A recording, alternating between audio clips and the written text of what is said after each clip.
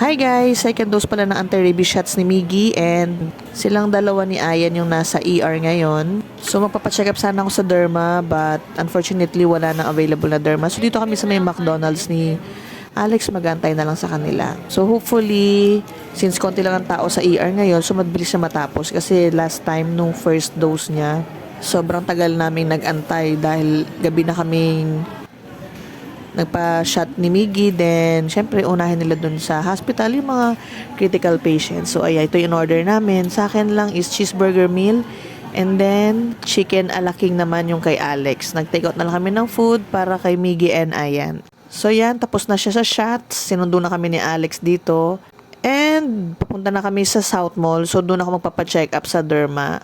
And today din pala birthday ni Ayan. So mamimili kami ng konti para sa food na prepare namin sa bahay. Since kami lang din naman and then wala naman kaming mga bisita din. So dito na kami sa may parking area ng South Mall. And pupunta muna ako sa may Casa Medica since doon ako nakakita ng dermatologist para pa-check yung allergies ko sa kamay. And then, ayan, kasama ko si Alex since si Miggy naman tsaka si Ayan umakyat sila sa Cyberzone.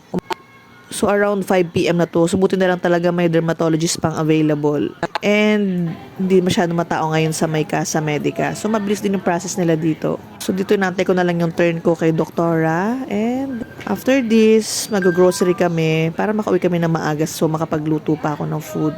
Ito pala yung food court ngayon guys dito sa South Mall. As you can see, ni-renovate siya and inayos talaga nila. So ang ganda na ngayon dito. Hindi ko alam kung kailan siya inopen ulit yung food court nila dito, but ayan, as you can see, ang ganda na niya ngayon.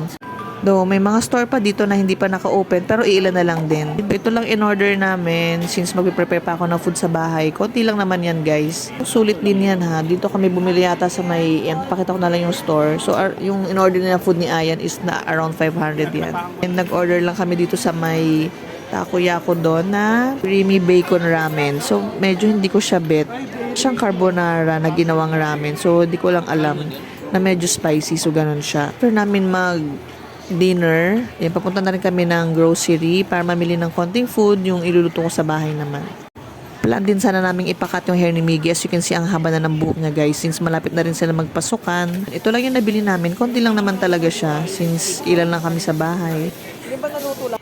So, habang namimili kami ngayon, pansin ko, grabe. So, ang laki natin as ng mga bilihin ngayon, guys, no? After namin mamili dito, siguro uwi na rin kami para makapagluto pa ako sa bahay.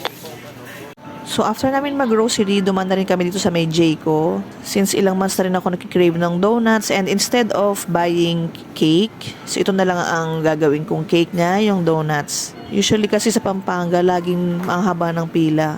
And then, nag-order na ako ng iced Jayco Chino and yan yung iced chocolate.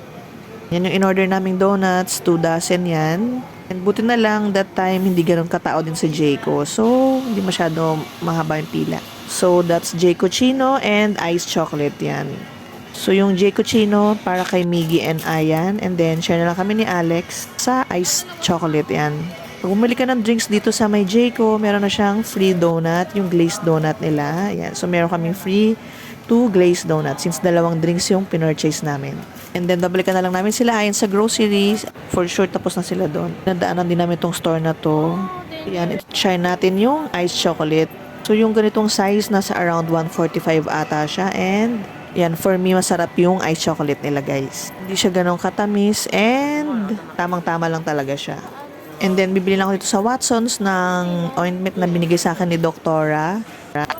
And yan, papunta na kami sa may parking area. Pauwi na rin kami to guys. And yung iced Jayco Chino pala, yun na-try ko, tinikman ko siya.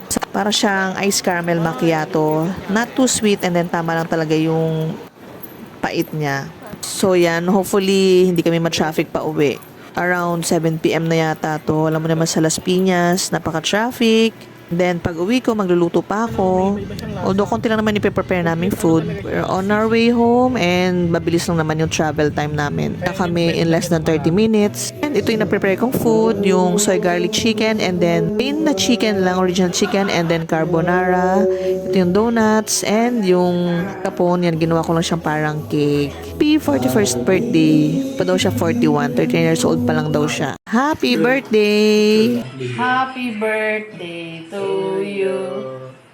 Ngayon na yung birthday mo. O, diba? As you can see, full of energy yung mga kumakanta sa kanya ng happy birthday. Ang ganap, guys. Video okay lang kami and then konting wine. Kinabukasan naman, may work pa si Ayan. So, matutulog din kami ng early. Yun lang, don't forget to follow and share and thank you for watching. Happy birthday! Yay! Thanks. And then, the following day, minute ko lang yung client ko. Then, after nyan, umuwi muna kami saglit sa Pampanga. Snack lang muna kami dito sa may Alpha Mart. Ayan, nag-order kami ng mee goreng. Gutom na daw si Alex and si Miggy. So, yan. Of course, kanin is life for Alex. Medyo maulan pala ngayon dito. Ayan, nung umalis kami, merong bagyong parating. Ayan, as you can see, may weather, and then after lang niya, katatapos lang niya ng malakas na ulan. After ko meet yung client ko, ayan, pabalik na kami dito ng Pampanga. Kasi na kami saglit doon. Since after a few days, pabalik na kami ng Manila. So, yan, daanan naming area dyan papuntang Manila. Ayan, baha na siya. Since ang lakas talaga ng ulan. Tapos, medyo maluwag ngayon yung kalsada dahil pasok, dahil nga sa bagyo. Hindi masyado ma-traffic that day. Ayan, konti lang. Naman walang masyadong ganap. Ayan, ang luwag-luwag na dyan. Hanggang Quezon Ave na yata to. Pink, ayan, ulan na naman siya. Actually, dito kapag weekday, sobrang traffic talaga sa Quezon Ave. Lalo sa may Quiapo area. And then yung palabas ng Quezon Ave, yan, sobrang traffic doon. Now, ayan, maluwag siya since wala kang pasok and, ayan, may bagyo. And yung mga ibang natirang food ng birthday niya, binaon na rin namin para di na kami bibili ng food. Ayan, tulad yung donuts. Nagbaon kami ng konti para dire-diretso na lang kami. Di na kami mag-stop over sa NLEX. Guys, wala namang masyadong ganap. And ayan, finally, nasa NLEX na rin kami. Ayan, medyo katatapos na rin ng ulan dyan. Sobrang lakas. So, nag-prepare lang kami ng dinner and then konting video, okay? And yan, kuminom sila ng konti. And then, lang naman, wala masyadong ganap dito. So, that's all, guys. And thank you for watching my videos. Don't forget to follow our social media accounts and for watching. Bye!